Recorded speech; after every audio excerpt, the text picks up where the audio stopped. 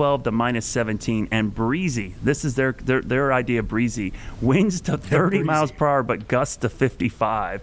And get this, total daytime snowfall, 13 to 19 inches. Oh, but it gets better.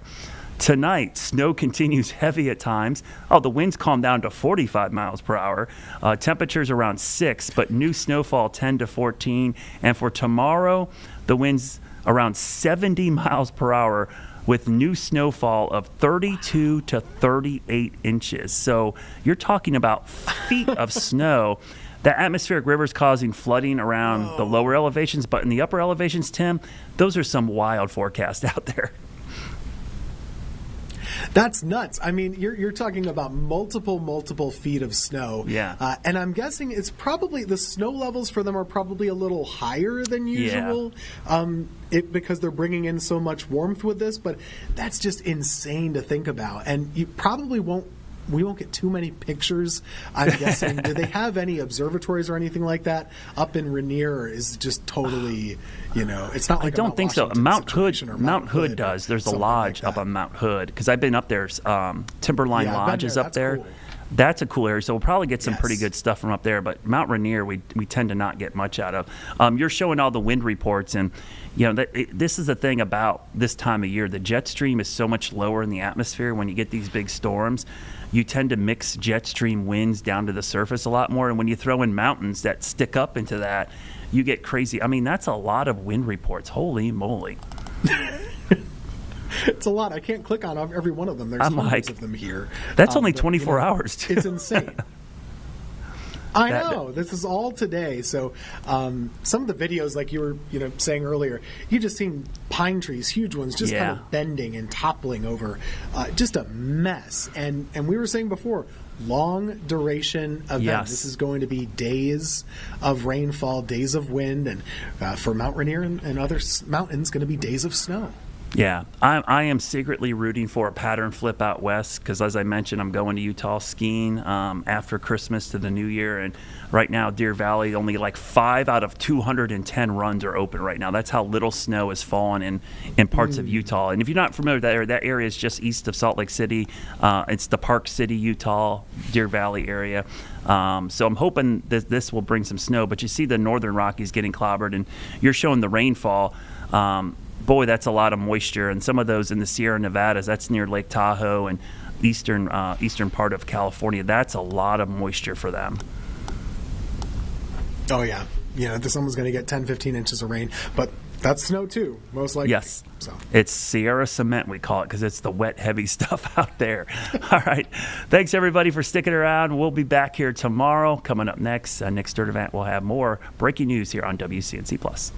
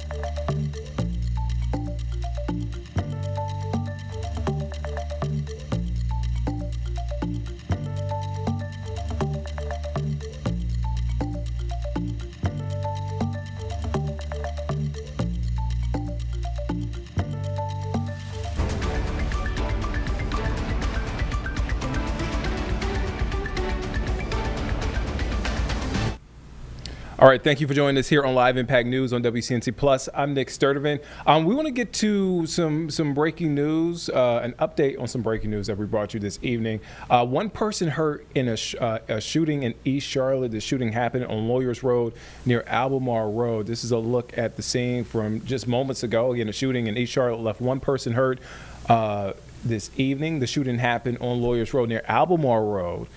One person has life-threatening injuries. That's according to medic. Now, it's unclear what led up to the shooting. Officials didn't say if any suspects were arrested. CMPD has not released any information on this shooting, any other information on this shooting at this time. So again, this is a story that we are continuing to follow. There's video from earlier, and as soon as we get more information, we'll be sure to update you here on Live Impact News. All right, so earlier today, the U.S. Capitol unveiled a statue of teen civil rights icon Barbara Rose Johns, taking Robert E. Lee's spot. Now, Johns was 16 years old in 1951 when she led a student strike for equal education at R.R. Moten High School in Farmsville, Virginia. She died at the age of 56 in 1991. Let's take you back to that ceremony in case you missed it. Barbara Rose Johns, thank you all for being part of this.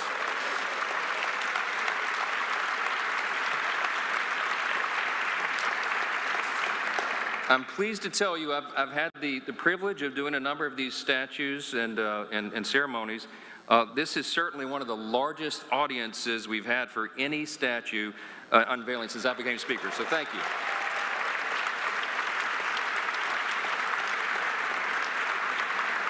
So joining us today, I'm told there are over 200 members of the Johns family, so thanks to the family. Yeah.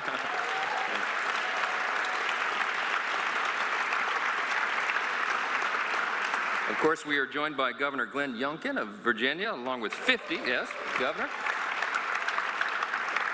We also have nearly 50 of Virginia's state officials with us, so thank you all for being here today as well. And of course, we're joined by a number of my distinguished colleagues here in Congress. Virginia's congressional delegation is very well represented. They're all down here, and so be sure to see them when the ceremony's over. I want to thank you all for your time and concerted efforts to make this special day possible. It takes a long time to get one of these done, and you all know it. I also want to extend a special welcome to today's musical guests, the Eastern Senior High School Choir. Amazing, amazing.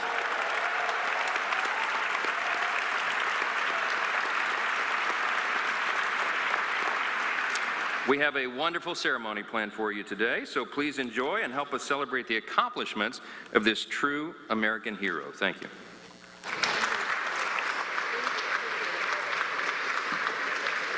Ladies and gentlemen, please stand for the presentation of the colors by the United States Capitol Police Ceremonial Unit, the performance of our national anthem by Lieutenant Colonel D.C. Washington, United States Army, retired, and the retiring of the colors.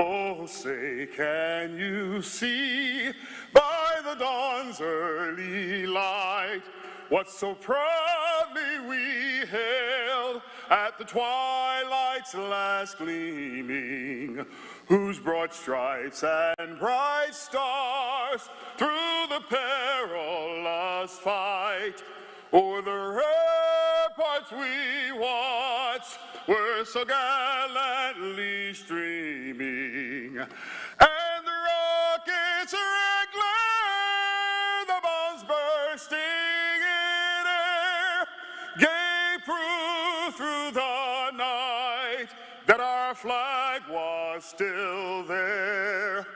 Oh, say does the Star-Spangled Banner yet wave o'er the land of the free and the home of the brave.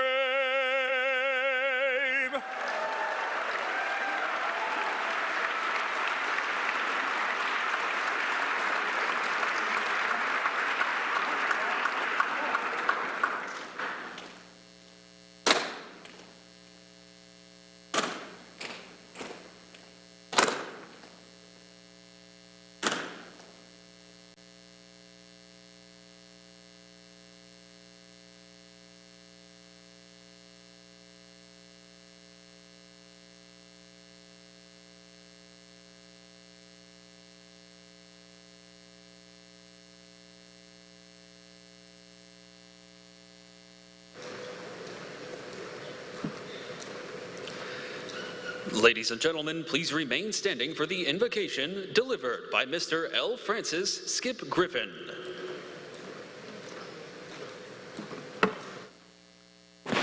This is a day the Lord has made. Let us pray. O God of our ancestors, God of my father and my mother, our God, my God, bestow upon us now your Holy Spirit in this special place on this most joyous of days.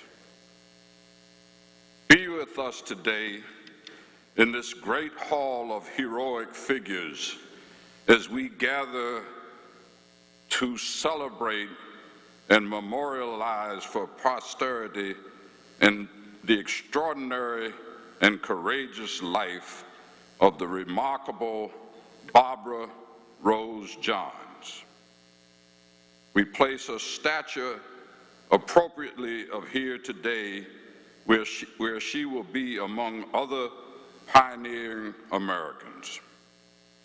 O God of us all, as we reflect together in your presence, let us be reminded of the deeply prophetic spirit that moved in Barbara's soul and inspired her at the age of 16 to lead fellow Moton students to take one giant step to move this nation towards a more perfect union.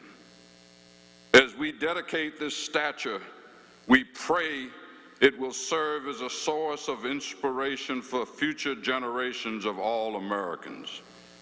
May Barbara's story awaken in us to be citizens alive with the spirit of liberty and justice and fairness for all. Oh, happy day, oh, happy day, oh, happy day. Amen. Please be seated. Ladies and gentlemen, the Honorable Hakeem Jeffries, Democratic Leader of the United States House of Representatives.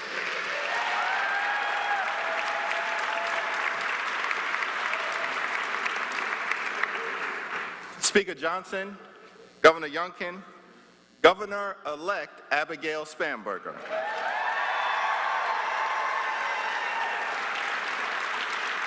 Speaker Don Scott, to the Virginia Congressional Delegation, Senator Warner, Representative Bobby Scott, Skip Griffin, to members of the Johns family, 200 members strong. It's like a Johns family reunion up in here.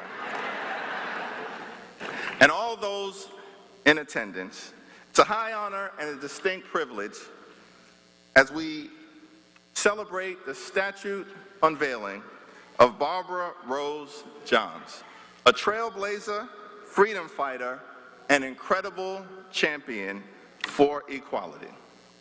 She was born in New York City and spent her early childhood in the Big Apple. I had to get that in, y'all. before moving with her family to Prince Edward County, where she attended the segregated Moton High School in Farmville, Virginia. At just 16 years old, this courageous student took a stand and rallied hundreds of her classmates to walk out and not return for 2 weeks to protest the inadequate and intolerable conditions that they endured at their school. At the time, Moton High School was badly overcrowded, shabby equipment, no gymnasium, no science labs, poor heating, and shaky ventilation. Eventually, an overflow space was constructed, but an overflow space consisting of 3 poorly made tar paper shacks. It was a separate and unequal, toxic educational environment.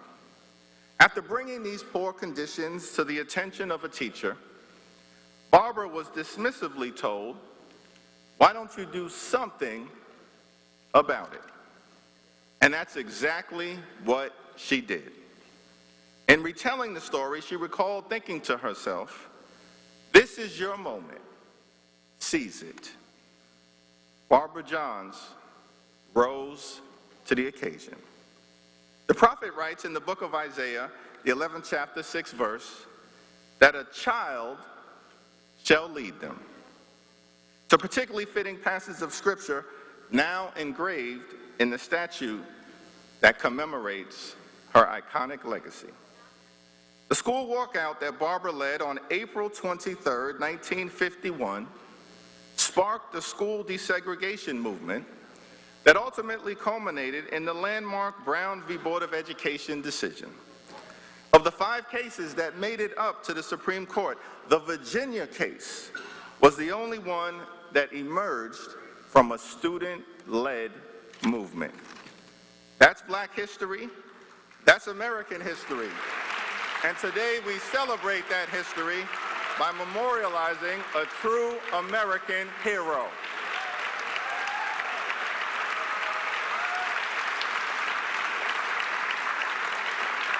The Commonwealth of Virginia will now be properly represented by an actual patriot who embodied the principle of liberty and justice for all.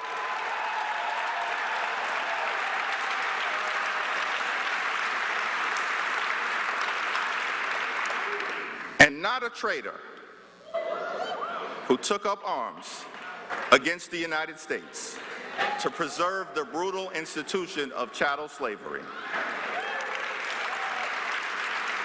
At the time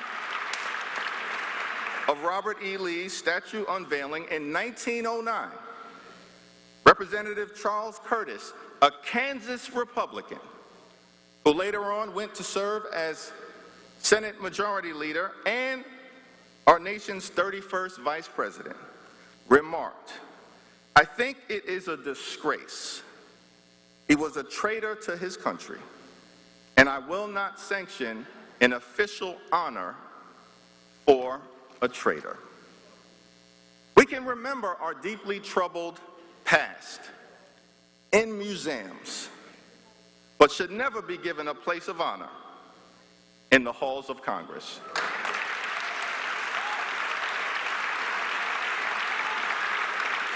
That is why it is so appropriate and important to elevate transformational trailblazers like Barbara Rose Johns. Her story is powerful, her story is moving, and with this honor, her story will never be erased.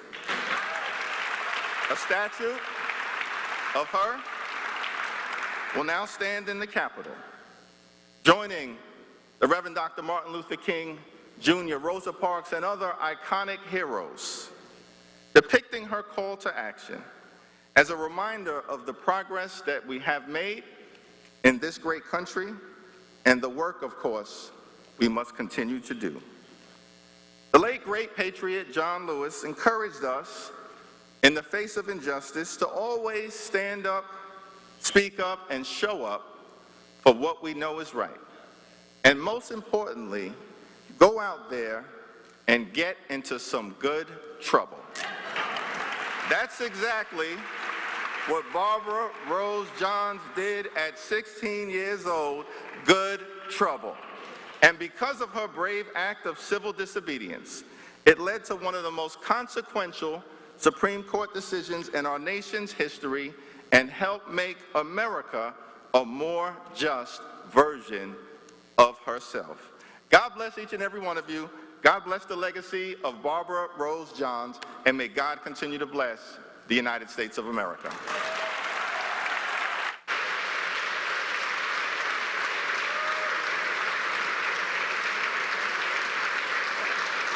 Ladies and gentlemen, the Honorable Mike Johnson, Speaker of the United States House of Representatives.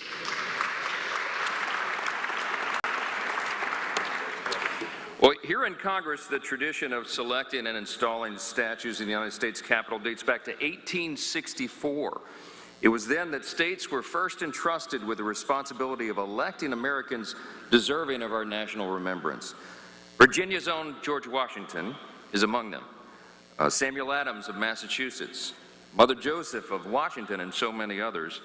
These are just a few of the many heroes that you'll see who line these halls here in the Congress and at the Capitol. They were all remarkable Americans who, at decisive moments in their lives, chose freedom over fortune and principle over personal interest. Each of them arrived at forks in the road, and each of them chose the harder path, the one that was less traveled. Barbara Johns exemplifies that great American tradition for all of us. She herself was a trailblazer and a pioneer in the fight for equal education. As we've heard here today, it was just at the remarkable age of 16 she conceived of a single simple act of protest that would go on to shape the lives of millions of American students across the nation. Barbara's now famous walkout from her school at Farmville, Virginia, symbolizes something profoundly American, and that's the power of the individual. In Barbara, a farmer's daughter from humble means, we see an ordinary citizen who challenged the injustices of her day and whose actions bring this nation a little closer to our founding ideals. She reminds us of a timeless truth. It is ultimately individuals and not governments that direct the course of history. Abraham Lincoln once reminded us that while most governments have been, quote, based practically on the denial of equal rights of men, America, uniquely and exceptionally, began by affirming those rights, unquote.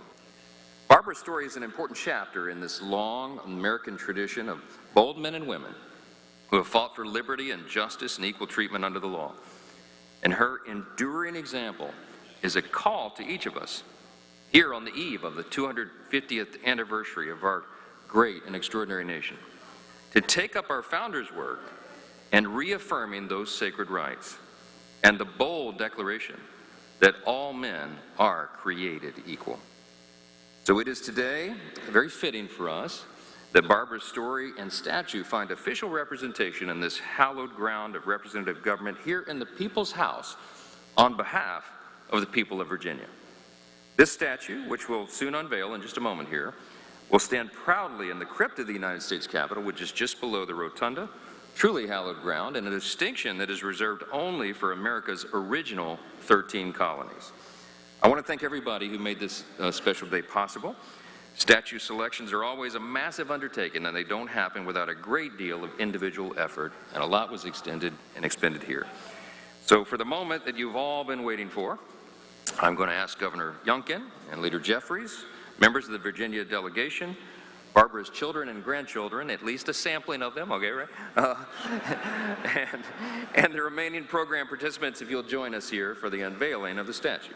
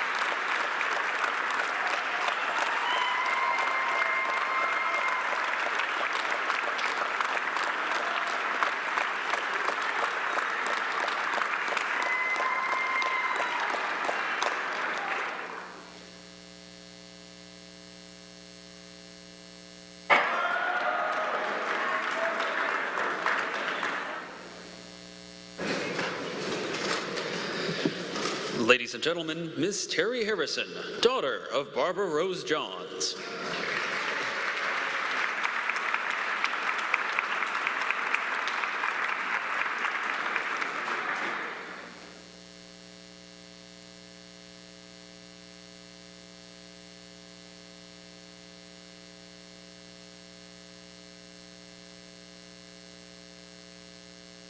We knew her as Barbara Powell.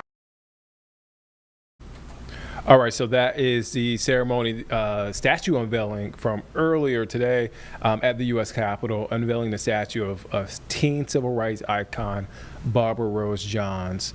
All right, before we go to break, we want to mention a couple of things. First, parades around the Piedmont at 9:30 here on WCNC Plus.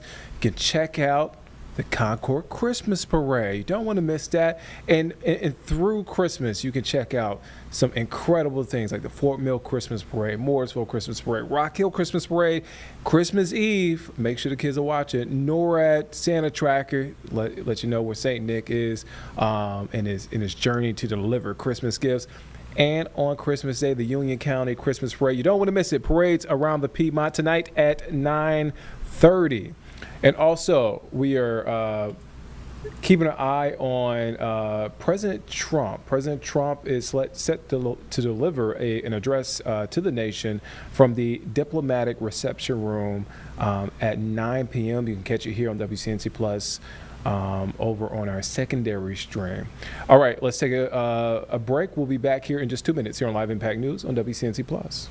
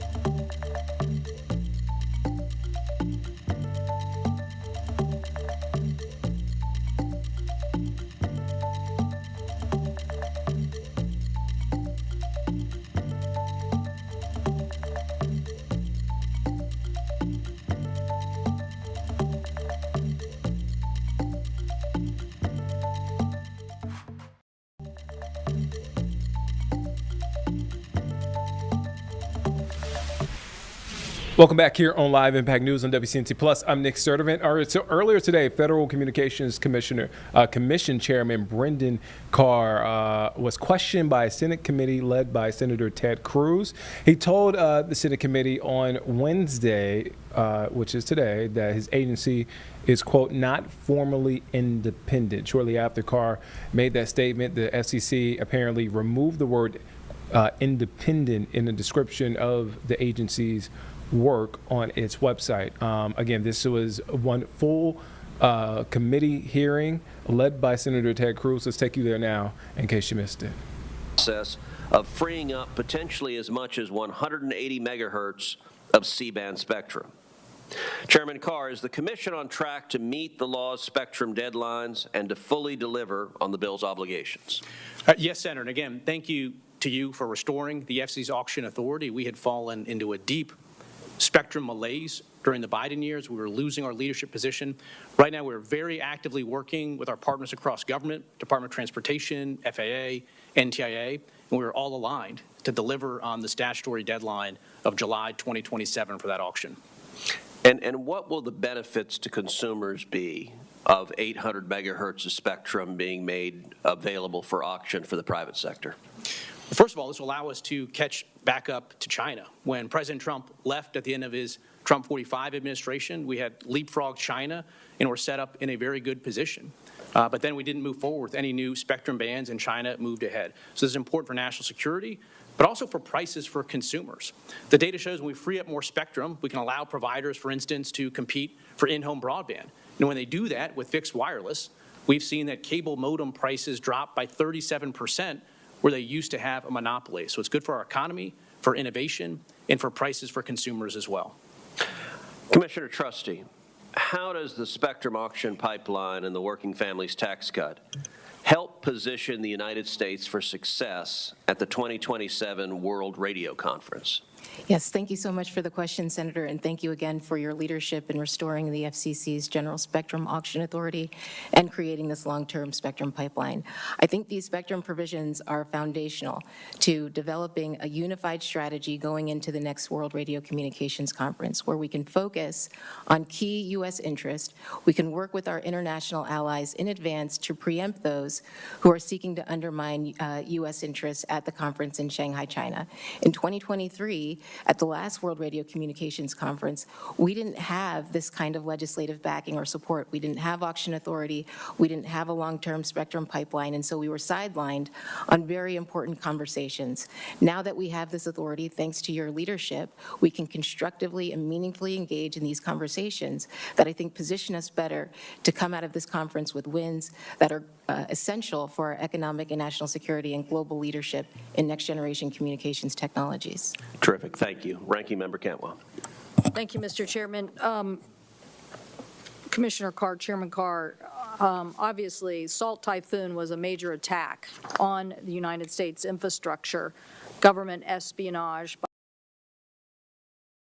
by them, specifically exploiting the wiretap system built by law enforcement to track millions of Americans, their location, real-time phone calls, text messages, and according to senior officials, breached largely because the telecom companies didn't implement basic cybersecurity measures, like not putting a patch in place or router vulnerabilities.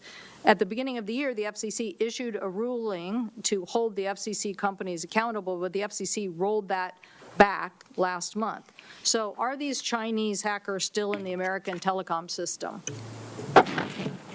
Thank you, Senator, for the question. I agree with you that the Salt Typhoon incident should never have been allowed to happen. At the beginning of the year, the Biden administration put forward a declaratory ruling, but no rules themselves were adopted at the time, and the FCC's decision itself didn't go through the agency's normal review process. When I spoke with the career Intel officials then, they were urging me not to move forward with a rulemaking, but instead to work collaboratively and directly with the carriers to make sure they were taking real-time actions to address and remediate. In fact, that's what we've been doing. We've worked directly with the carriers. Do you think there's still hackers in the system? Well, recently, over the summer, the FBI's cyber director, I'll refer you to his remarks that are very specific on this, and the cyber director for the FBI said that the hackers behind Salt Typhoon are, quote, largely contained in, quote, dormant in the networks, that they're not actively infiltrating information. So I'd, again, refer you to sort of the FBI, which is the lead spokesperson on this issue. But we've done. I mean, I know what the FBI and CISA recommended. They said that you should use Signal, that everybody in America should get off of these systems and use other messaging services that had encrypted calling.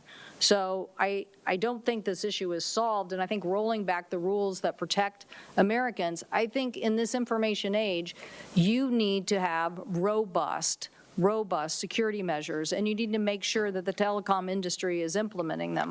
Otherwise, we will continue to have these kind of hacks on the system. And so I don't agree with the rolling back of these issues. I do want to bring up a second issue, which is on cost. And Ms. Gomez, you articulated this as it related to EchoStar Dish, I think, but I think it's bigger than that. We're seeing this massive amount of consolidation in the marketplace. I think we have a chart back here. Somebody could just hold it up for a second about how, we pay the most in wireless costs. We pay or second in the world, the most or second most in broadband cost writ large.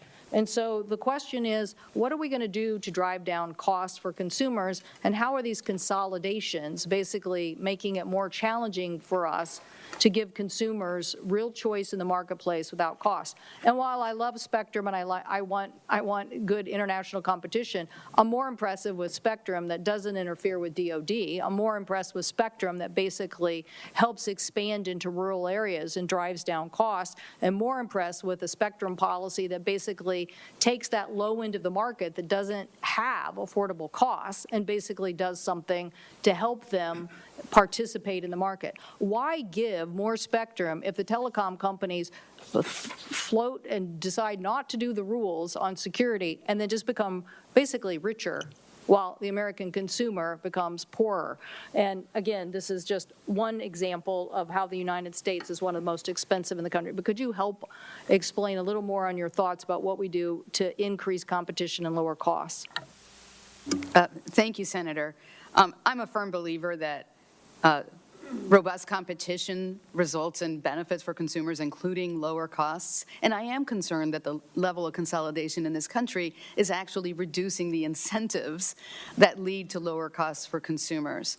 And since you raised affordability, I'm so glad you raised that, because one of the things that I'm very concerned about is the lack of a program to provide affordable access to connectivity for consumers throughout this country. We are spending billions of dollars in order to deploy networks in the hardest to reach areas, but we're not going to make sure that they are sustainable if people can't afford to actually purchase that service. Well, so isn't that what's been wrong with spectrum policy writ large? Is we sell the spectrum, we give it to the telco industry. They basically expand to the areas that they can have customers, but not to the hard to serve areas, or figuring out a price point that will allow them to deliver a service so we can expand to the whatever it is 20 million Americans that don't have broadband. Yes, that's exactly right. I mean, it's an incentive, your economic incentive is where the profits are. So that's where government steps in. Well, I don't think that's where the FCC is stepping in. Thank you, Mr. Chairman. Thank you. Senator Fisher. Thank you, Mr. Chairman, and thank you to our commissioners for being here today. Congress codified the Universal Service Mission 3 decades ago. It has been a fundamental building block in providing reliable communications and internet across this country and in the hardest to reach places. However, communications in the 90s looked a lot different than they do in 2025. Chairman Carr, given this reality and ongoing legal challenges to the fund, would you agree that Congress has a vital role in modernizing the USF? Thank you, Senator, and thanks for your longtime leadership on these universal service issues. I've enjoyed the chance to visit with you in your state and see the important work that the Universal Service Program has done. I commend the working group that's ongoing in the Senate looking at this issue, and I think you're right. I think it's time for Congress to take a fundamental look at the program to make sure it's fit for service in the coming years. And Commissioner Trustee and Gomez, do you have anything you'd like to add to that? Commissioner Trustee. Thank you for the question, Senator. I agree. Thank you for your leadership on these issues. You've been a long time leader on making sure we can meet connectivity needs in these areas. I do agree that reforms for USF are very important. This is the cornerstone of the FCC's mission in connecting Americans across the country, and USF is a part of that effort. And Senator Gomez, anything to add? Any comments about reforms? Yes, thank you, Senator. And again, also thank you for yours and Senator Lujan's leadership on this issue.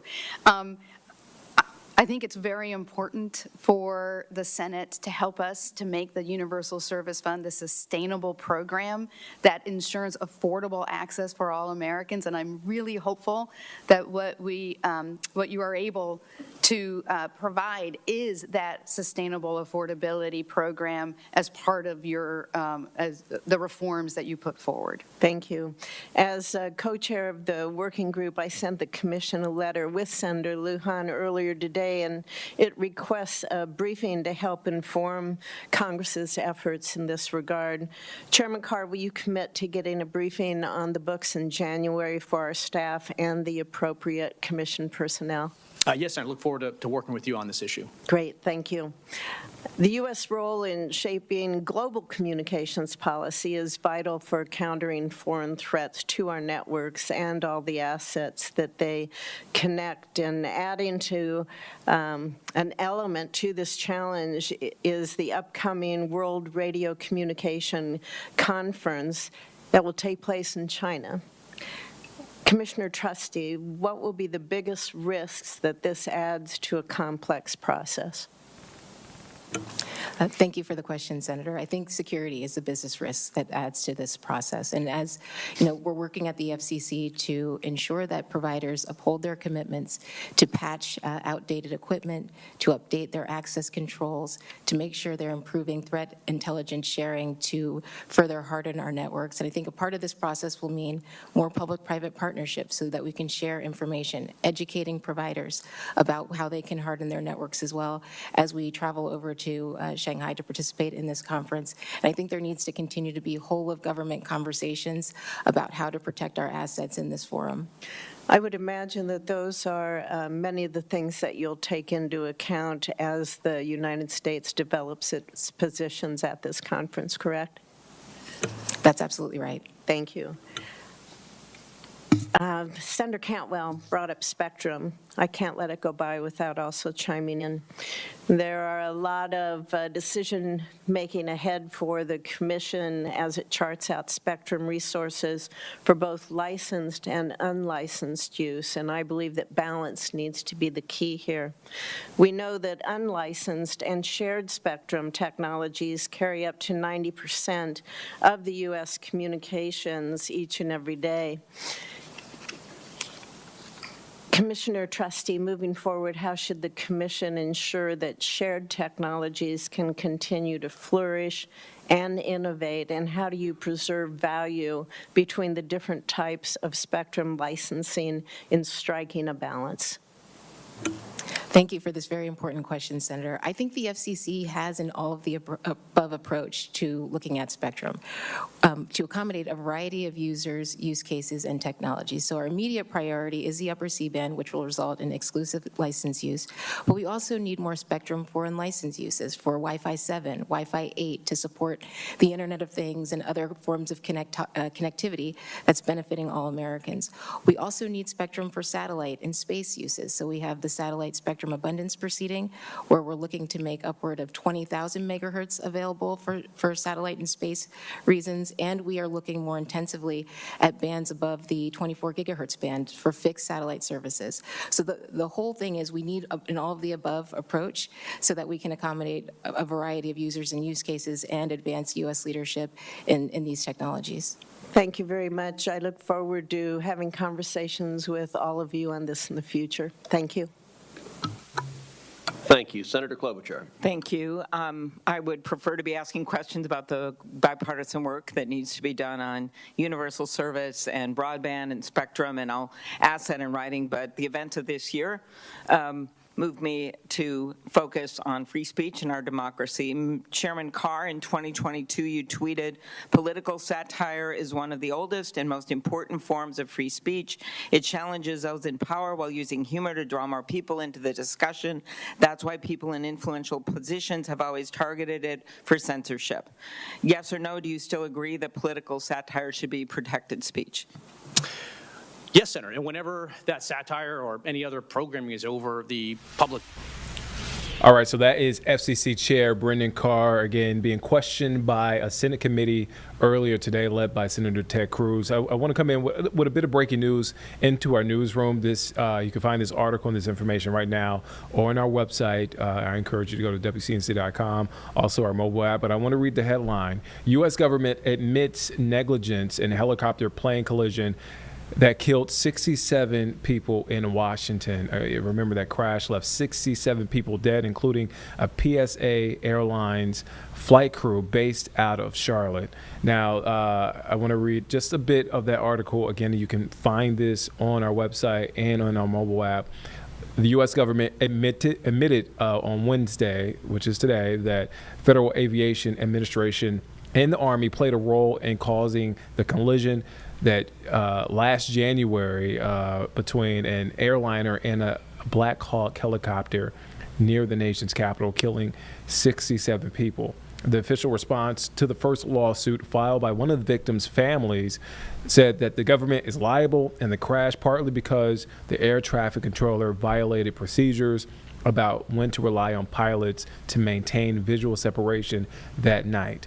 Plus, the filing said the Army helicopter pilots, quote, failed to maintain vigilance so as to see and avoid the airline jet makes the government liable.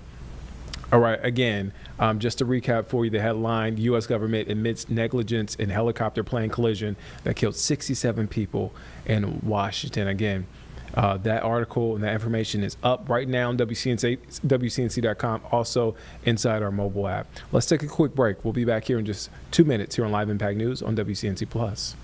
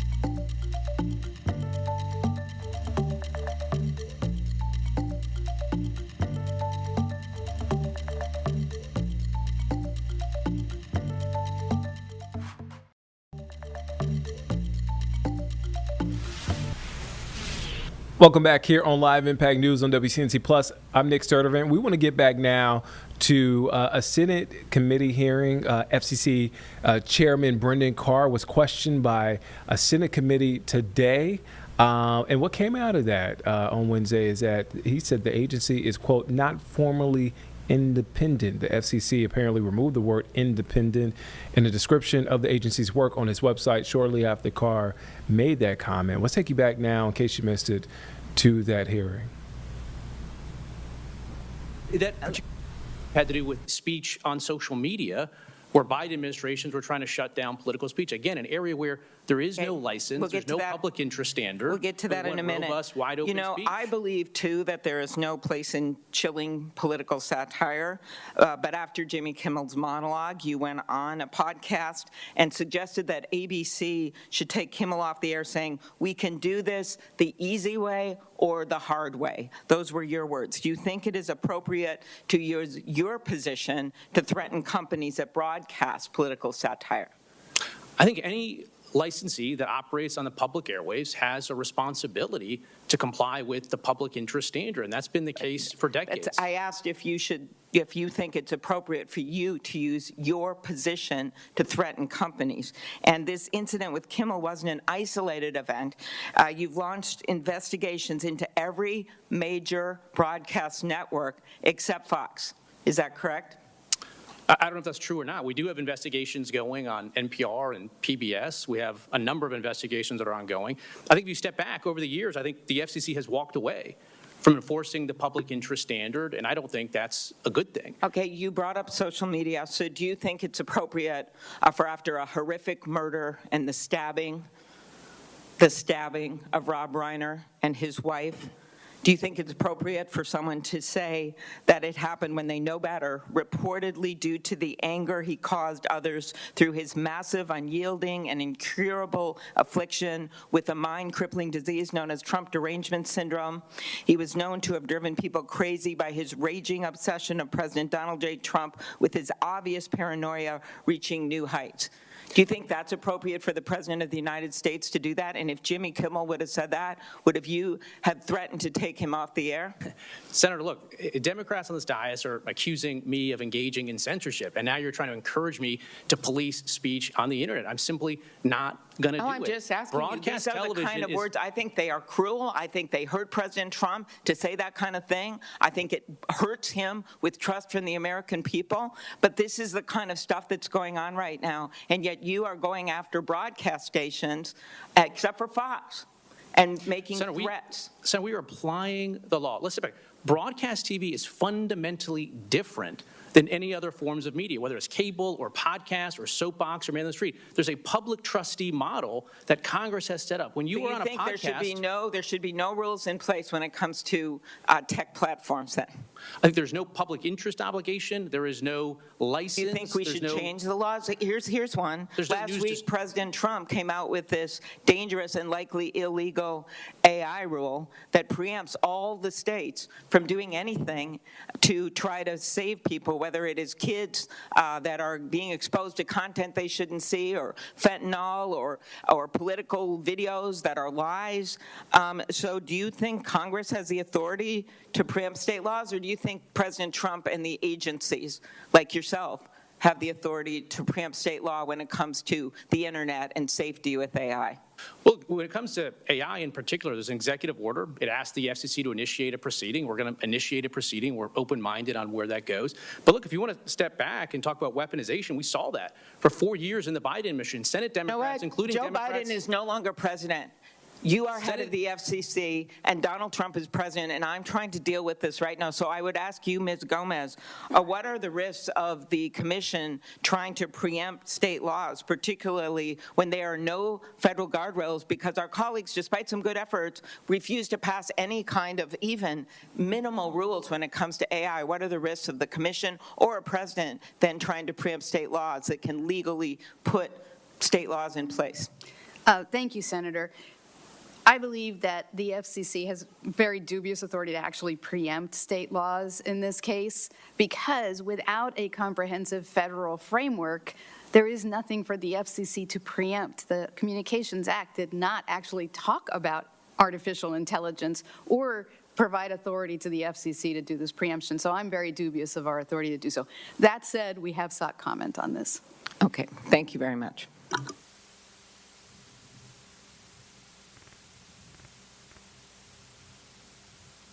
Senator Moran. Chairman Cruz, thank you. Thank you, and Senator Cantwell for this hearing. Welcome, commissioners. Chairman Carr, I sent you a letter in May urging the FCC to modernize broadcast ownership rules, quote, to enable local broadcasters to compete with today's media giants. And it is my local broadcasters that are at significant risk from competition from media giants, traditional and otherwise. And in that letter, I described the impact of applying legacy media rules to a fundamentally changed media landscape on local broadcasters versus national players. I firmly believe, there's no question that follows my statement this morning, but I want to reiterate this to you today in this hearing. I firmly believe that local broadcasters are best suited to deliver local journalism, and as a small-town print journalism has succumbed to even stronger headwinds, the importance of local broadcasters has increased by orders of magnitude. Across Kansas, local broadcasters are hugely important and provide the news, the weather, the sports, and we need to make certain that their viability is enhanced by ownership rules that the Commission has talked about and considering. I also want to highlight broadband mapping. Seems like deja vu, a conversation we've had since 2017 when the maps were first provided to Congress and the country. It was clear that they were desperately or damagingly flawed. More than 5 years ago, Congress passed and the President signed the Broadband Data Act, which required the FCC to update its approach to broadband data collection, verification, reporting. I appreciate the FCC's work to implement that legislation, including operationalizing the broadband data collection platform, the broadband serviceable location fabric, and the national broadband map. But I notice when I'm if it's on the occasion I get a compliment, it's usually followed by a word but, and that's what I'm doing here. But everything that I know from Kansas providers is that while the maps themselves have been improved, providers still face an arduous and outdated challenging process that makes it difficult to update the maps with the most recently available data. This circumstance is particularly concerning given that NTIA makes use of the FCC's data in adjusting the eligibility locations for services under broadband. So I would encourage you to, again, continue your efforts to recover from the mapping process that includes improvements in the ability for those in Kansas and across the country to make changes in the maps based upon actuality and the reality of what we actually provide in service to Kansans. This is true in cellular coverage and telephone service and certainly in broadband. The Telecommunications Act of 1996 provided the statutory basis for the Universal Service Fund that Senator Fisher has talked about. I serve on that, her task force, her working group, to make certain that we better empower the FCC to deliver on its universal service mission. And I appreciate the answers that you provided to Senator Fisher about your willingness to work with us to accomplish that goal. Earlier this year, my colleagues and I sent you a letter encouraging the Commission to take a balanced approach to implementation of spectrum requirements. I described that protect current uses and certain uses of spectrum bands, especially unlicensed users in the 6 gigahertz band. Again, you've addressed this previously in answers to questions from my colleagues, but I again highlight the importance of that balanced approach. And I know in my conversation with you, Commissioner Trustee, and what you said this morning, again, that balanced approach involving unlicensed spectrum remains an important issue for you. And I assume that's true. Ms. Gomez, Commissioner Gomez, you and I have not had this conversation, but I'd be happy to have you confirm that you agree with me. Apologies. Happy to have this discussion with you. Thank you. Finally, the federal broadband programs are encumbered by inconsistent coordination between entities on the myriad of programs that offer broadband services to America, provide the support for broadband services to America. In April, a GAO audit noted that and lamented that the lack of a national strategy on coordinating administration of these programs. Major federal investments in broadband like BEAD, which is administered by NTIA, will require a focused coordination to make certain that these programs are delivering appropriate levels of service. Chairman Carr, what specific actions is the FCC taking to coordinate with NTIA in the run-up to the broadband deployment under the BEAD program? Yeah, thank you, Senator, for the question. This is a really important issue. As you indicated, there was a GAO report not that long ago that said there was over 100 different broadband funding programs. They were spread out over more than a dozen different agencies, and they were entirely uncoordinated. Right now, we've got a great working relationship across the FCC, the NTIA, the NEC, and many other agencies that have broadband funding to make sure that we're addressing some of this coordination issue that's been a challenge before. And when you say making certain we address, you are addressing them, and there will be a different outcome than what we would expect in the absence of that addressing those problems. True? Yes, sir. Yeah. Thank you very much. Thank you, Chairman. Senator Schatz. Thank you to all the commissioners. Thanks to the committee for conducting this hearing. Chairman Carr, you and I have actually known each other for maybe 10 years now. We've had several meetings in our office, and it's usually, I don't want to say mundane, but it's technocratic, it's technical, it's nonpartisan, and all the rest of it. And so I'm hoping we can do that again right here. It's fine. I'm hoping we can do that again right here. All right, we are going to take a quick break. We'll be back here in just 2 minutes here on Live Impact News on WCNC Plus.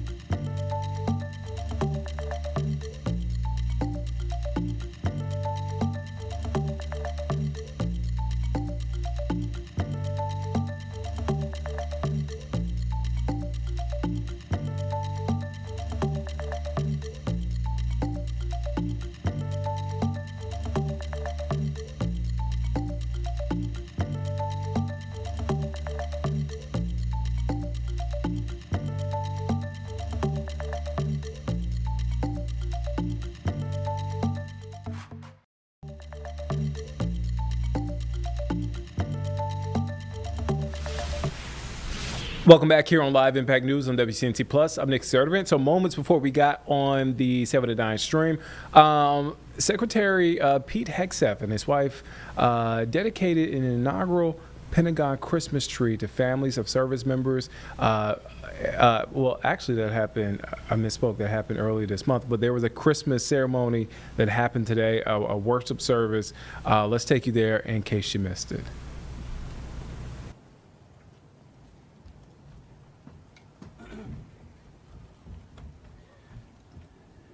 Merry Christmas, everybody. Wow, what a blessing it is to be here. We barely made it. We made it. Jennifer, thank you so much for taking the helm. We appreciate it. Ann Wilson, what a beautiful rendition of my favorite song. Thank you. I know Matthew West was here as well. He had to take off to a live event over at the Kennedy Center. And Reverend, thank you. I didn't get a chance to catch the whole thing, but I watched what I could online on the way over here. I appreciate your message, your faith, your steadfastness, your courage, your boldness. In a world of shifting sands, you have always charted the course straight and true. And for that, we are grateful. Thank you for joining us today. I appreciate it. Edward, thank you as well. Babe, I like your line, the Special Forces for Jesus. That's a good line. I am absolutely honored to be here, and I am late because, as my wife mentioned, I just got back from Dover for a dignified transfer for 3 great Americans. I will read their names. Sergeant Edgar Torres Tover has left behind a father and a mother. Sergeant William Nathaniel Howard left behind a spouse, and of course a father and a mother. And Mr. Ayed Sadat, otherwise known as Eddie, a translator for those two troops from the Red Bulls out of Iowa. There's no way to manage what to say when you're in that room with those families. What do you tell great Americans who've lost the greatest gift they could possibly give? There's no words for the grief. There's no condolences. The president does a phenomenal job. You do the best you can. They've lost the one they love the most and have a lot of questions. But almost to a man and to a woman, you see them start to find hope in that there is something bigger, a place where they know their loved ones are. Yes, they served our nation. They put on the cloth of our uniform, served all of us on behalf of all of us. But they serve a bigger and greater God. Amen. And we know where they are, and we pray with them. We pray for them. We think of them today. We're honored to gather on their behalf to remember them and their families and all those around the world this Christmas season. Because the Bible foretold this gift. The book of Isaiah, behold, a virgin shall conceive and bear a son. 2 chapters later, for unto us a child is born, and unto us a son is given. The first book of John, or John chapter 1, and the Word was made flesh and dwelt among us. Born in Bethlehem 2,000 years ago. The greatest story ever told. And the best part about it is, it's a true story. It's a true story of a king who arrived not on a throne, but in a humble manger. Became man, but yet lived perfectly. And all he asked of us is to believe, is to honor him with who we are and what we do. And so we rejoice today in this place at this time 2,000 years ago, grateful for this incredible republic, for a Savior. There is a God, and it is not us.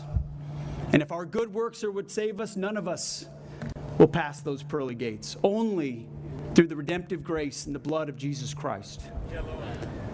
Born 2,000 years ago, lived a perfect life, sinless, died on a cross for all of us. So may the Lord watch over this building, our president, our cabinet. Thank you for joining us. Our elected leaders in the House and the Senate, our local leaders, our state leaders, those, all magistrates across the country. Watch over our troops deployed right now all around the world, their families. Guide them and keep them and watch over them. So I want to thank you all for sharing in this first Christmas worship service here at the Pentagon.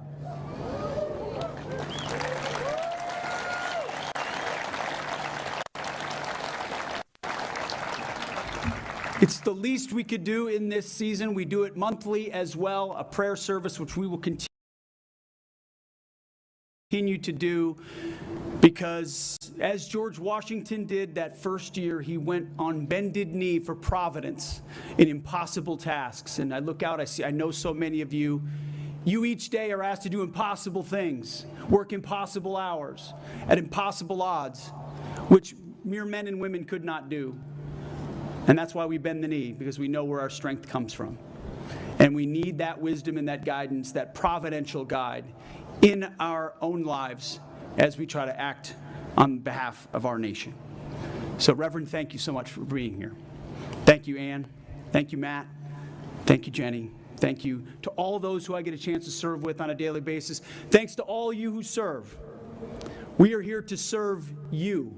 And this Christmas season is a reminder of why we serve and who we serve. So thank you for being here. And I'm not a reverend, but I will give the benediction. How about that? The Lord bless you and keep you. May the Lord make his face shine upon you and be gracious upon you. The Lord lift up his countenance upon you and give you peace. And amen. Thank you all, and Merry Christmas. All right, let's go to break. We'll be back here in just 2 minutes here on Live Impact News on WCNC Plus.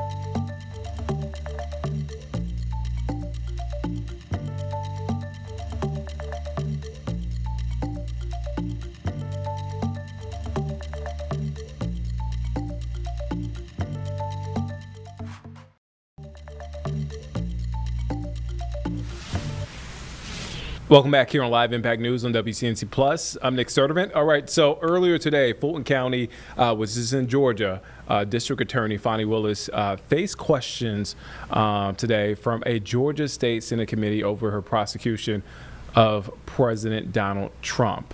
A grand jury, if you remember, in Atlanta indicted Trump and 18 others in August of 2023. Let's take you there now in case you missed it. Welcome to today's meeting from the Senate Special Committee on Investigations. Members of the committee, good to see everyone here today.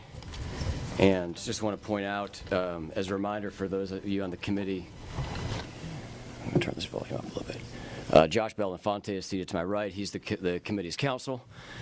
And before we do get started, I do want to make an announcement that unfortunately Chairman Cowsert is unable to be here this morning. He had a medical procedure late last week, and doctors have restricted his activities and travel during his recovery, and he has requested that I chair this meeting as the vice chairman. So with that, we do have some committee business to take care of before we get to our agenda for the day with Madam DA Fani Willis. And we do need to review the approval of minutes from our November 13th committee meeting. I'll give the members a minute to review those minutes, and then we'll entertain a motion to approve the minutes.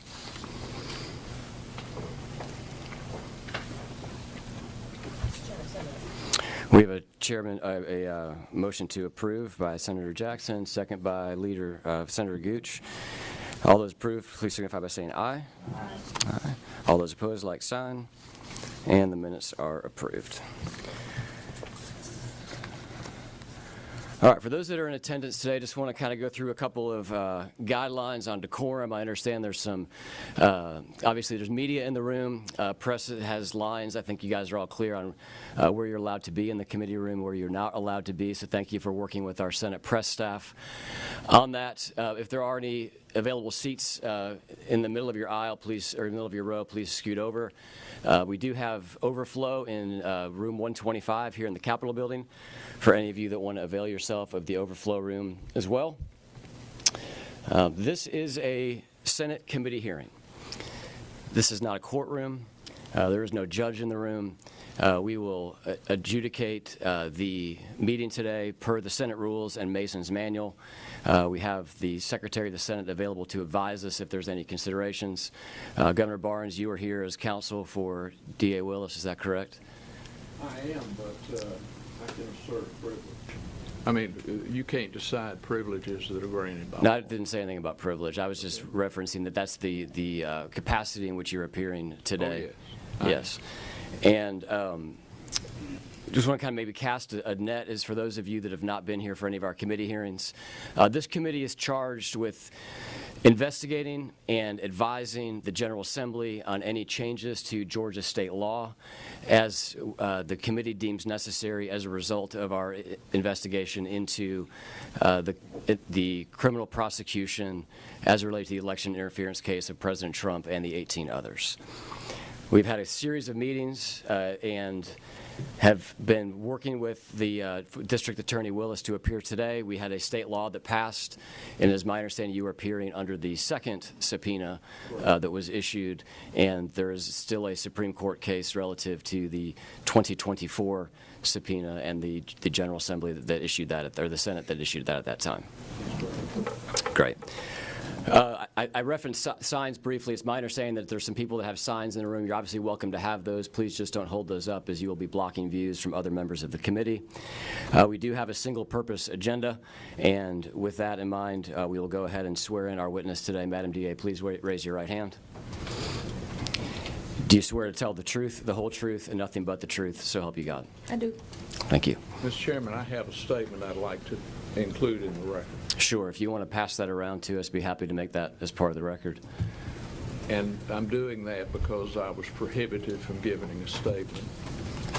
Yeah, so again, this is going to be analogous. I know it's been a while since you've been in the state Senate. You've had an illustrious career since then. As you know, committee testimony is different than courtroom procedures, and there's generally not opening statements in Senate committee testimony. I've never known an investigative committee that did not allow opening statements.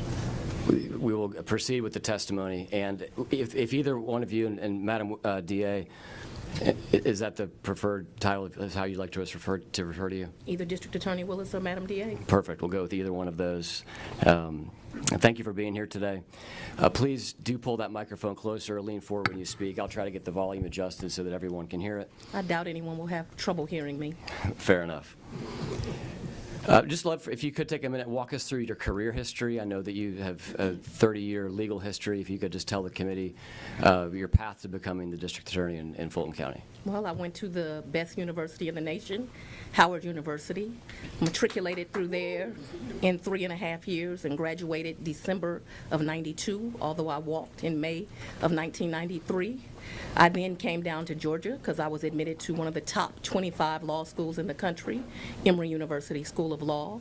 While at Emory University School of Law, for the first time in Emory's history, I won the Frederick Douglass Moot Court Competition, which is a national competition put on by the Black Law Students Association, successfully matriculated through, took the Georgia bar because the Olympics was that year. That was the last year that you could take the bar while still in law school. So during my last semester of law school, I took the bar and passed on the first try. Then became a lawyer. I worked for a small law firm with Alvin Kendall. Alvin Kendall has a great knack for picking talent because at that law firm at the time was myself and the former mayor of Atlanta, Keisha Lance Bottoms, who will be a great candidate for governor of this state and is now running for office. Also Teresa Mann, who is a judge in the city of Atlanta court, and another lawyer by the name of Carl Touchtone.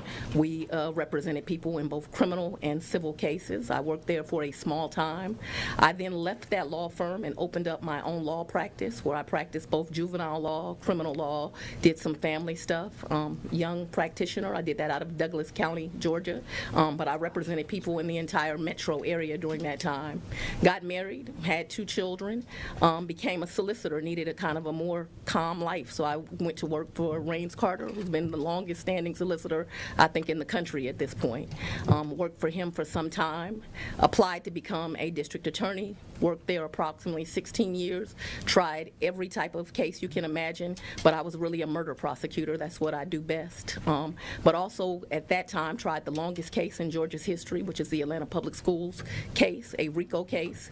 That's how I became acquainted with John Floyd, because he taught me RICO inside and out, and taught me how you can use that to bring criminals to justice, which I've done throughout my career successfully.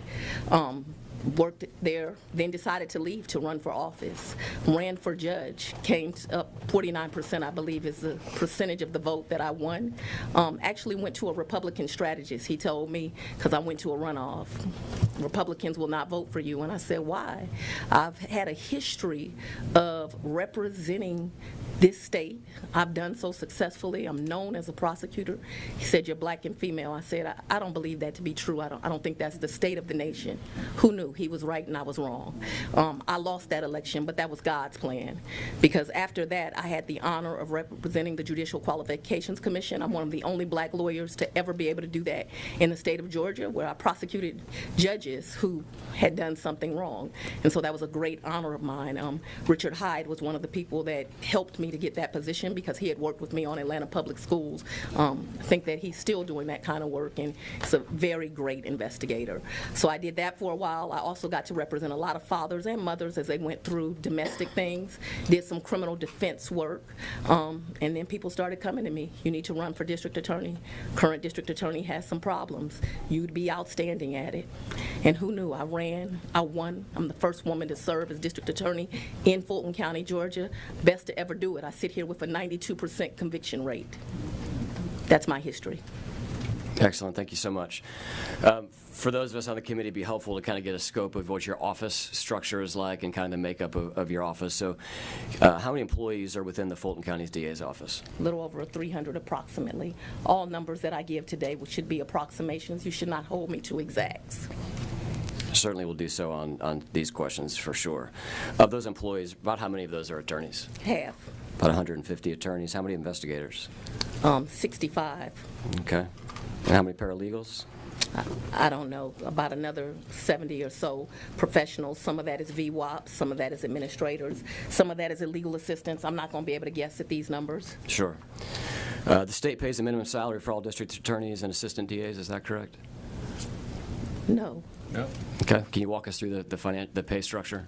The state pays for my office about 25 ADAs. They're woefully underpaid. The salary that the state paid is a joke right now. If you want to look at some legislation, you should look at paying DAs across this country more money because they do not make enough money. 5 ADAs. They're woefully underpaid. The salary that the state paid is a joke right now. If you want to look at some legislation, you should look at paying DAs across this country more money because they do not make enough money, and it is very hard for people to recruit DAs at the state pay. So for those 20 or so some lawyers that work at state pay, I do one of two things as incentives. The first thing I do is the ones that work in-house, I give them supplements that the county pays because the pay is so low and really just an embarrassment to think that we pay public servants at that rate. Another incentive I offer to some other very seasoned ADAs that are further along in their career that are my state paid employees, I let them work 95% remotely, and all they do is indict cases for my office. The rest of the lawyers paid by the Fulton County District Attorney's Office are in fact paid by the county, but you should note here that I am a state employee. I am not a county employee. I represent the Atlanta Judicial Circuit. The Fulton County DA is really slang. Great. So give me a range then of those ADAs, including the supplement. What's the salary range of Probably those ADAs? the lowest salary of any DA that works for me is 85, and the highest might be around 200. Again, don't hold me to exacts. Sure. Okay. You were elected in 2020. We talked about that. You had a transition process in between the election and when you were sworn in. Can you walk us through what that process looked like? It was not a very good one. Myself and the former district attorney never had a conversation. We still have never had a conversation. But while I was still on my personal time, not yet being paid by the state of Georgia, I interviewed every attorney and investigator of the office and some of the other staff because I wanted to decide who I was going to keep and who I was not going to keep. So I did that during that time period. I also had some committee members where I got some advice on things that needed to be priorities for the office as I took office. So I got very esteemed members of the Fulton County and the greater community to kind of advise me. I believe in diversity, so it was a diverse group. If you do studies on diversity, although some of you are against it, you will realize that the companies that do the best employ diversity. And so I employed diversity in that committee, and I've employed diversity in my staff because I represent a diverse community. Who was a part of that committee? I don't remember all the names, and I'm not going to guess at it. What names do you remember? Oh, my goodness. Lee Dupree's husband, William Dupree, was on that committee. There was another anchor, and I'm embarrassed to say that was an African-American female. I'm not sure. I want to say Mayor Franklin may have been on the committee, but I can't remember exactly. There were about 15 to 20 people. That's been some time ago now. The interviews that you referenced with the existing staff as you were kind of determining whether they would stay, who participated in those interviews with you? It would be different people each day. Attorney Gabe Banks was one of the attorneys that did some of the interviews. He wasn't able to do all, of course, because he had an active and thriving law practice at the time. Jeff DeSantis did some of the interviews with me. Daisha Young did some of the interviews with me. People would come in and out based on their schedules. My deputy of operations now, Dexter Bond, did some of those interviews with me. Mr. Nathan Wade had a thriving practice at the time as well. He would come in and out and do some of the interviews. I was at every interview, but other people could only commit, so much of their time. They each did as much as they could. And that should not be the total list. That's what I can recall quickly right offhand. So don't take that as that was every person. I may have missed somebody that assisted me in that, and they'll have to blame it on my head, not my heart. Okay. Who was a part of the team that made the decisions on who you would keep and who you would go? What was the consultation process after the interview, and how many approximately, if I can ask you this question a second time if you want to answer the first one, but I'm trying to get to how many people did you retain from the former DA's team, and then how many people were brought in that were new? I don't remember. I might have fired 50 or 60 people, but I don't remember exactly. Okay. The AJC did an article on she fired people, to which I told Fulton County I was going to only bring the best and the brightest. So I was always confused as to why that was a surprise. Was there a lead on your transition team? I was the lead. I was the DA. Okay. Was there another person that you consulted with more than the others? No. I believe Mr. Wade said under testimony that he was a part of over 90% of these meetings or decisions. Do you recall that being an approximate, accurate statement as to his involvement? I can't speak to any other person's testimony, so I'm not going to ever comment on someone's testimony. If he testified to such, you're going to need to show it to me. You'll have to forgive me. I don't really trust you. So I'll have to see that particular testimony. Do you recall Mr. Wade being? Wait just a minute. She's got a right to finish her answer. You don't have a right to cut her off. That's incorrect, Governor. Thank you. Sir. It is not. I'll be completing answers, though, sir. So Sure. we should get that straight from the... Was Mr. Wade part of, would you say, more than half of the interviews that you conducted? Yes. Would you say it was more than 75% of the interviews I'm you not going to guess conducted? at numbers. He was definitely more than half. And what percentage of decisions, was the same percentage of decisions that he was a part of? I ultimately made every decision. I take wise counsel from a group of people. So I took wise counsel from him. I took wise counsel from Deputy Bond. Ultimately, I made the decision on who stayed and who went. Was Mr. Wade paid for this transition work? None of them were paid. It was all volunteer work. It was wanting to make sure that the region was safe. So people volunteered their time to make sure that we had the best and the brightest representing Fulton County and that this community stayed safe. And every person who did it for free. Thank you. Part of one of the things you did when you came into office was you formed this new anti-corruption unit. Is that correct? Absolutely. Can you walk us through the decision process to stand that unit up, if that replaced any other units, and who was a part of that unit once it was stood up? And I'm actually not sure we called it the anti-corruption unit when we first took over.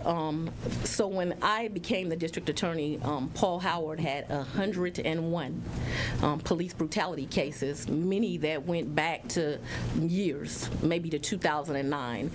People in the community were very upset. It was both unfair to the law enforcement officers and to the community that decisions were not made. And so I knew that one of the things that I was going to have to do was to make sure that every case got looked at and was evaluated. And so I was looking for attorneys to do that. I'm not sure if that's what we called it at first, because I think we called it the Civil Rights Unit, in fact. When we first opened it, I think it was the Civil Rights Unit. At some point, I go to visit other huge district attorneys' offices that have kind of the same kind of struggles that I have as a major metro area. I went to visit the Houston district attorney's office at that time, and in that office they had divided cases, and I thought it was a brilliant way to do business. And so I think that's the point that I then formed a civil rights unit, which would only deal with police brutality, and an anti-corruption unit. So I think when we first started that it was called the Civil Rights Unit.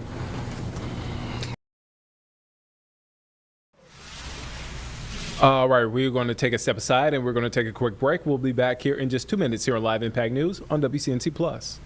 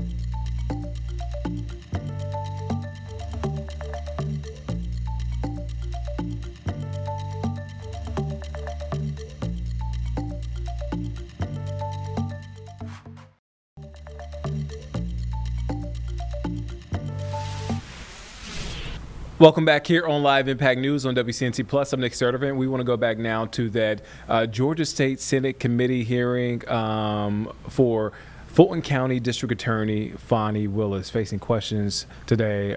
Again, Georgia State Senators questioning Fani Willis. Let's take a listen into what's being said. Or part of that unit once you got it fully operational? Well, it depends. You know, the county has, in my opinion, stolen people from me, so we can't do the job as effectively as needs to be done. I've had as many as... It varies. It has varied because we had an anti-corruption unit and a civil rights unit, so it's varied. Can you give us a range? It really depends on who you're calling the anti-corruption unit. I've probably not had more than 2 lawyers in that unit, maybe 3 at any given time, an investigator or 2, and a legal assistant. They may have been doing double duty somewhere else. And you entered into a contract with Chris Campbell to do some taint work as a part of that unit, is that correct? That would be the civil rights unit. Well, it sounds like they were somewhat interchangeable from what you just said. You said that it was called the Civil Rights Unit when it started. The Civil Rights Unit may have encompassed everything at first, and then it ultimately becomes police brutality cases. And so what Mr. Campbell was, when the police take a statement, I know you're not an attorney, but there's an issue called garrity. And what happens is government employees, mostly we're talking about law enforcement officers, they will make a statement to the police, but that statement won't be Mirandized. There's all kinds of legal rules around it. I can't be privy to those statements. I shouldn't have them. Sometimes I think the police almost put them in there intentionally, and so they'll be intertwined in statements and reports. And so what he was hired to do is to redact. So once that I got a file from the GBI when somebody had been shot by an officer, I never read that. That way we were never tainted. That's why we use that word, by never seeing that. And so yes, he was hired. He had been, I believe my recollection is he had been a former law enforcement officer, and he was a lawyer. I thought he was great for that work. And Terrence Bradley was involved in that work. He had been a former probation officer and an attorney. That's one of the reasons that I thought that they would do outstanding at it, because they had long histories in the law enforcement community and lawyers. Was Mr. Wade? I have lawyers now currently doing that work. Was Mr. Wade involved with the taint work? No. And Mr. Wade, Bradley, and Campbell were law partners. Is that correct at the time? Loosely is what I understand. I can't tell you about the design of, I can't tell you the design of his firm. I think more so what happened is they shared office space and cost or something, but I don't know. I shouldn't speak to that or speculate to it. Did you place anyone in charge of the anti-corruption unit, or did everyone that worked for there report directly to you? I mean, ultimately everyone reports directly to me, but the anti-corruption unit, so when it was a civil rights unit, yes, it had a lawyer that was over it. His name is Brian Watkins. He is a lawyer that's been practicing law longer than I, and at first he had everything until we realized there was so much volume of work, because it doesn't just do this kind of work. It's not just police brutality now, right? Now it's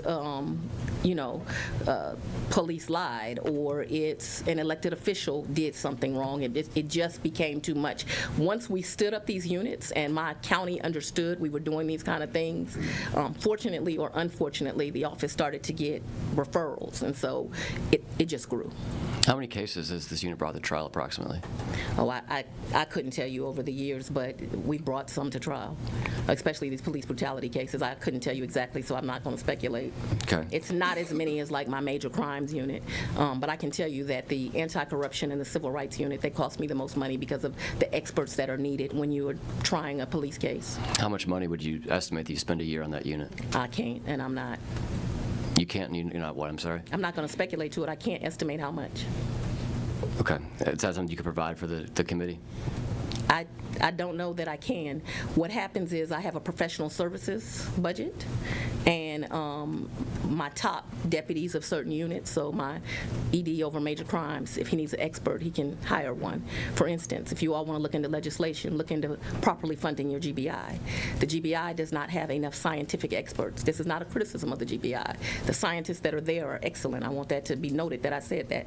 The scientists that are there are excellent, but they do not have enough experts. So in year one, when I become the DA, they tell me, and I have an email that proves it, we can't test all your ballistics evidence.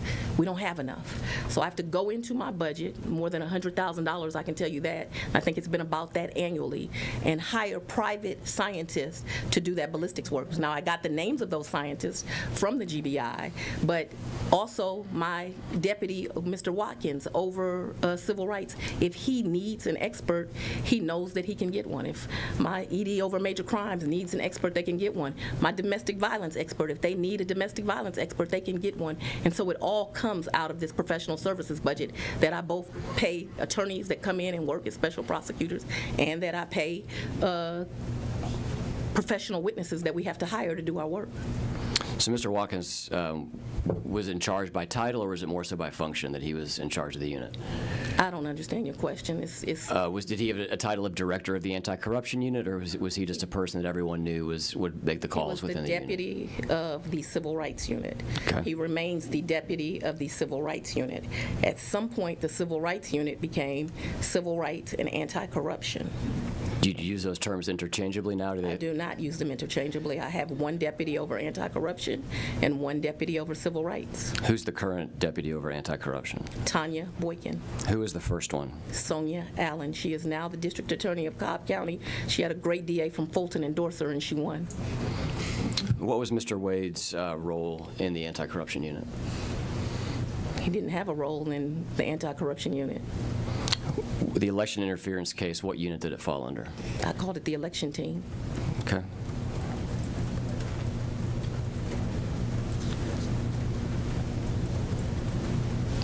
When Mr. Wade was he hired solely to focus on this election, to work on this election team, or did he do other work within your office? I don't remember. I think there were times where I'd bring in some of my senior personnel and ask them, what's your thought on this case or these facts? I always involve wise counsel. I'm sure he was in some of those meetings. Would you classify Mr. Wade as senior personnel as been part of your team? Would I classify him as senior? So he was a special prosecutor. He never worked for me as an employee. What I would call him is a seasoned lawyer, 25 years, first African-American lawyer to ever serve Cobb County as a municipal court judge. What I would call him is a lawyer with a distinguished resume. Okay. When did you begin to consider whether to bring charges in response to the 2020 presidential election in Georgia? Don't answer that. That's a deliberative privilege. Don't answer that. I instruct you not to answer. Is it true that part of your transition team was involved in the process of interviewing people before you entered office to lead the investigation into the 2020 presidential election? I'd like to answer that. Go right ahead. You only take my advice sometimes anyway. Go ahead. That's really an ignorant question. And if you understand what the word ignorant means, it means the lack of knowledge. If you recall the facts, I was already district attorney when this all came to light. So it's factually impossible. You were district attorney when what came to light? When Raffensperger went on Good Morning America or whatever show he went on. I was already district attorney, so what you ask is a factual impossibility. Now, I know they've gotten black folks confused and said I was running for office, saying I was going to prosecute the President of the United States, but that's what we call a lie. Okay. I would like I'll take to... your advice from here on out, okay? Yeah.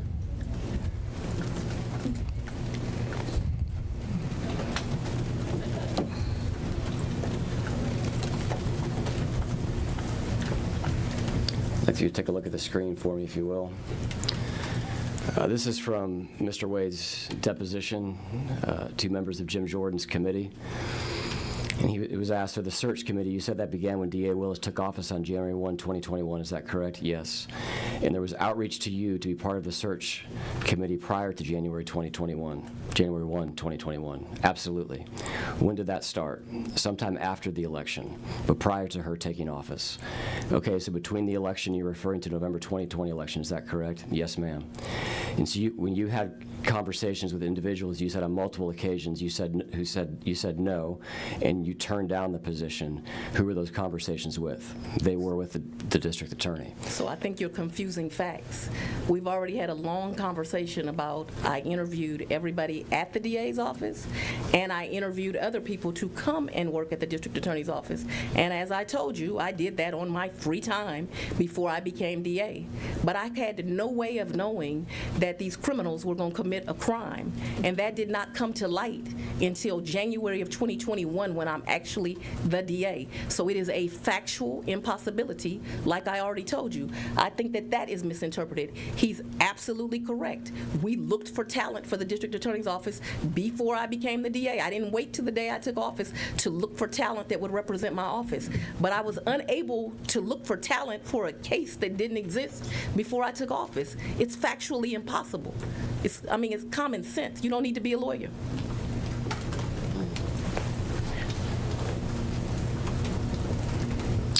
I'm going to read you some additional testimony. I'll try to put it on the screen. You can read me as much as you want, but I will. Thank you, Madam DA.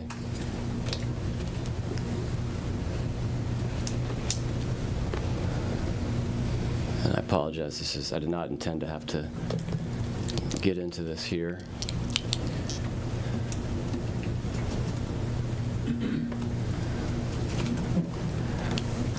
What was when Mr. Wade says that there was an interview on line 13, as you'll see here, this is prior to you entering office, what were you interviewing him for?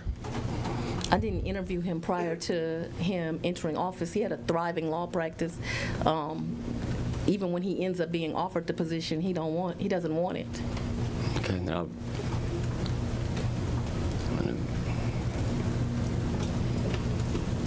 so it's your testimony today that you and Mr. Wade did not have any conversations prior to you taking office relative to an investigation into the 2020 election? Don't answer that. That is a deliberative privilege of what goes on in a district attorney's mind and the process that goes. She wasn't district attorney.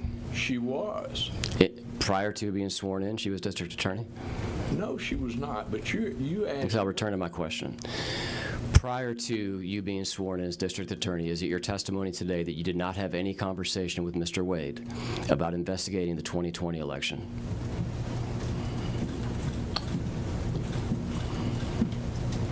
Do you want to answer? It's a dumbass question. I know it is, but go ahead and tell him because it occurred after she took office, but go I didn't know that he was going to commit a crime prior to me taking office. Like, factually, it's impossible. Okay, thank you.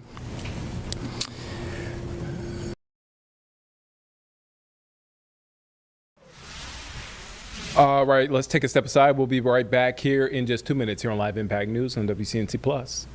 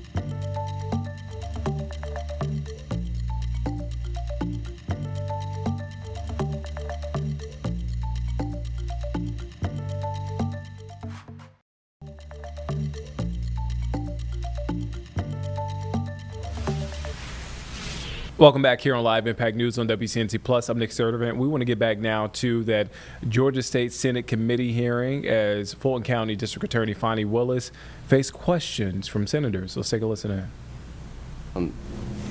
Would you agree with the statement? Actually, I'll skip that question.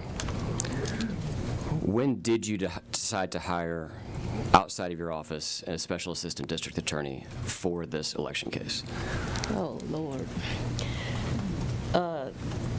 So when I became the district attorney of Fulton County, the office was in absolute chaos. I have to take you back. Can you hear me? It's a little. I was going to try to turn you up if you don't mind leaning forward. When I became the district attorney of Fulton County, the office was in absolute chaos, and I mean every level of chaos. On the ground, the carpet was molded and there were holes in it, and it was disgusting, a disgusting environment. There were boxes in offices, some to where you couldn't open the door. I remember walking through the office before. I told you I'd fired 50 or 60, I don't know exactly how many employees that I felt were unqualified to do this work. That doesn't mean they were bad people, but they were unqualified for the positions that they held. There were 18,000, write that down, 18,000 unindicted cases that went back 6 or 7 years that I was looking at. Not to mention another, 10,000 indicted cases in the system. Now, some that the judges had hid on judicial hold, but they were still there. So the office was in absolute chaos. And then I'm in the office on, I came in that Saturday, so that would have been day one. That was the day that I walked through the office.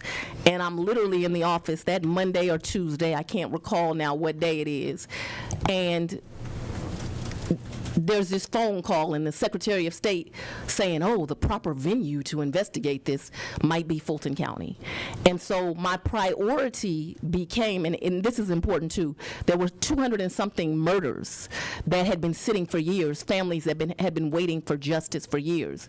And so when I come to be the district attorney, my first responsibility is just getting the office properly set up. In fact, one of the most important roles I held up that I tried to find was the head of the civil rights lawyer. So when Brian Watkins walked into my office and actually interviewed to come there because he was not with the old administration, that was like a gift from God that I had a lawyer that had enough experience and would be talented enough and ethical enough and have the integrity to do this work.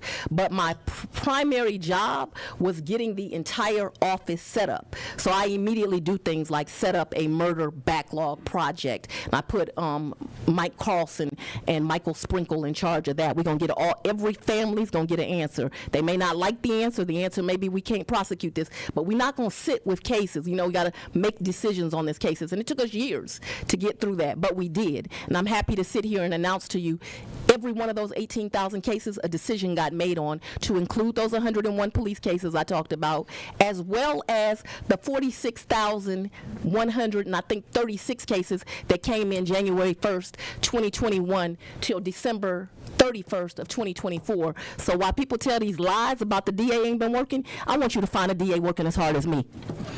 My question was, when did you decide to hire outside counsel, a special assistant district attorney, for the election interference case? When it became obvious that this case would take so much investigation to learn the truth and that I would need people that could focus on that. And although I had talent in the office that was being developed, each and every member of my staff had a priority. See, this is the most important case to you. Let me tell you what the most important case was to me. When I walked in the office, there had been 2 black children that had been killed, Sequoia Turner and Kennedy Maxwell. Those were the 2 most important cases to me as the DA. And I needed to make sure that those families got justice, but the cases didn't come with a bow on them. In fact, one of the cases was particularly not done properly. And so my priority became making sure I had the talent to make sure we got all of those cases done. If you're wondering, both those men are doing life right now for taking those children from us. Certainly aware of the case and the autonomous zone and everything that happened back in that tragic time frame. So definitely appreciate those murderers being behind bars. So you didn't really give me a date range, but we'll just move on here. But you did consider Governor Barnes for this role. He's testified to that previously. And let me tell you what Governor Barnes told me. Governor Barnes told me when he was the governor, he changed the state flag from the Confederate flag, and that as a result of him changing the Confederate flag to changing the flag to make it more inclusive to all Georgians, that the Ku Klux Klan sat outside his house and that he lived under threat during that time period. He told me that him and his beautiful wife had survived that, but that he was an older gentleman now. I'm going to say that nicely. He was an older gentleman, and due to the nuts that would come out of the woodwork if I was doing this type of work, that he was not at a juncture in his life where he could take those kind of security risks. He also refused to work for $250 an hour. I can attest to that. We've got some question in here, Governor, on your rates, and we'll get to that in a little bit. You did, Madam DA, you considered several attorneys for this case in addition to Mr. Barnes? I did. And ultimately, you selected Mr. Wade to oversee the anti-corruption unit. Is that correct? He never oversaw the anti-corruption unit. My apologies. To oversee the elections interference case. To manage, yes. How would you delineate manage versus my choice of oversee? They're the same. Okay.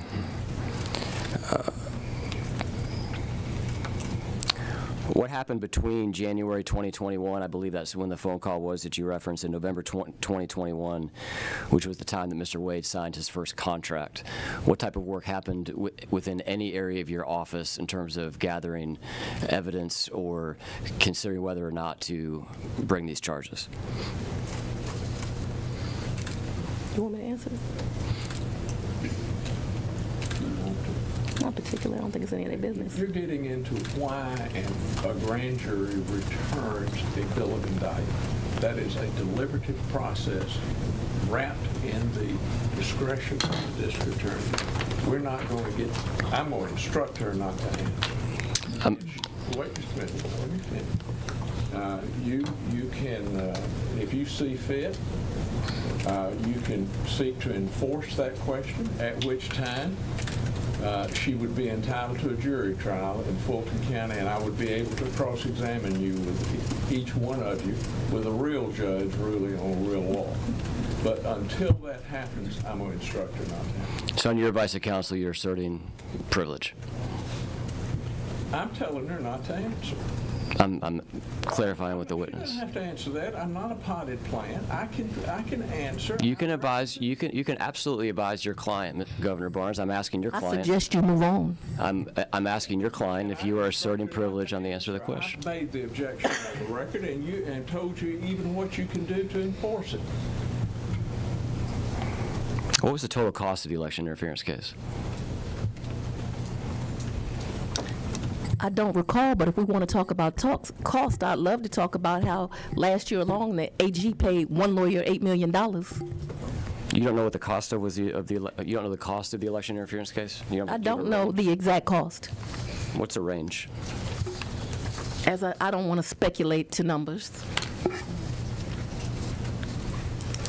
Whatever it cost, they tried to steal the rights of thousands of Georgians. It couldn't have been enough. What was the rough total operating budget of your office last year? I don't know that. It's probably around $40 million. That's a speculation and a guess. That includes state money, grant money, and that's not an exact number. I don't do the budget. I have very high-level conversations about that. Okay. Can you give us a rough breakdown of that, the county budget and the state budget? I cannot, and I'm not going to guess for you. Does the federal government give you any money? I do have some grants, yes. The only source of federal money you get is from grants? To my knowledge, I don't. There may be something else. We may have some federal seizure money. If we do, it's not much. So I don't know. I don't want to speculate. if I say, oh, they gave me grant money and this federal seizure money, and you find some line item someplace that I don't know, you'll swear I was trying to lie to you when the truth is I don't know the correct answer. I'm just trying to get to, I know you run a tight ship over there, you're proud of your work. I would assume that you would have I'm the some best sort of- DA in the Southeast. Why wouldn't I be proud of my work? What's your annual budget? I told you it's around $40 million, but I do not know an exact number. And what's the approximate source of funds that you receive from the state versus the county? Me, like every other district attorney in this state, do not receive enough funds. I told you that you all pay 20 to 25 ADAs. I don't. All right, so again, that was that Georgia State Senate hearing where Fulton County District Attorney Fonnie Willis faced some questions from senators. All right, that is our show, our live impact news stream. Stick right there. Don't go anywhere. One, Panthers on the Plus with myself, Nick Carboni, starts in a few minutes. And over on our secondary stream, President Trump, you can hear him speak. He is addressing the nation tonight at 9 o'clock. You can catch that on that secondary stream. And again, here on WCNC Plus, Panthers on the Plus. We'll be back here shortly.